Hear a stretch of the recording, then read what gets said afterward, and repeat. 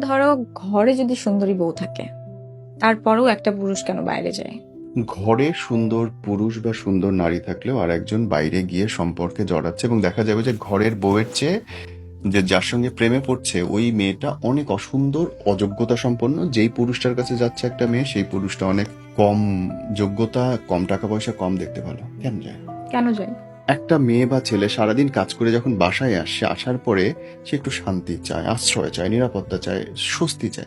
আসার পরে শুরু হলো ঝগড়াঝাটি, আসার পরে শুরু হলো খ্যান খ্যান। এই যে ইয়েলিংটা না, এই ইয়েলিং এর জন্য, এই কিন্তু ঝগড়াঝাটির সারাদিন জন্য। যে মেয়েটা ঘরে থাকে, কাজ করে, তোমার ফ্যামিলির সাথে থাকে, তাদের মধ্যেও তো একটা ঝামেলা থাকে দেখেই তোমাকে বলে আসার পর। কখনো কোনো পুরুষ এসে বলছে আমার বস আজকে আমাকে ফাইলটা ছুঁড়ে মারছে? বলে না। হয়তো বা বলেনি, কিন্তু তার রাগের বহিঃপ্রকাশটা বউদের উপর করে। বলেনি সেটা বলছি।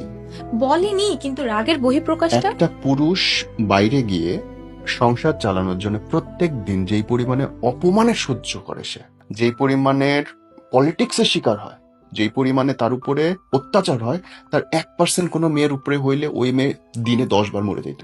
শুধুমাত্র শাশুড়ির কথা শোনা, শুধুমাত্র শ্বশুর দেবরের সঙ্গে ঝগড়া করা, ট্রাস্ট মি, একটা ফ্লিক, একটা দুনিয়ার জন্য একটা ক্ষুদ্রাতি ক্ষুদ্র ব্যাপার। এটা তোমার মনে হলো? তোমার এটা রিয়ালিটি, এত বছরের এক্সপিরিয়েন্স থেকে তোমার এটা মনে হলো যেটা খুব ক্ষুদ্র? সত্যি।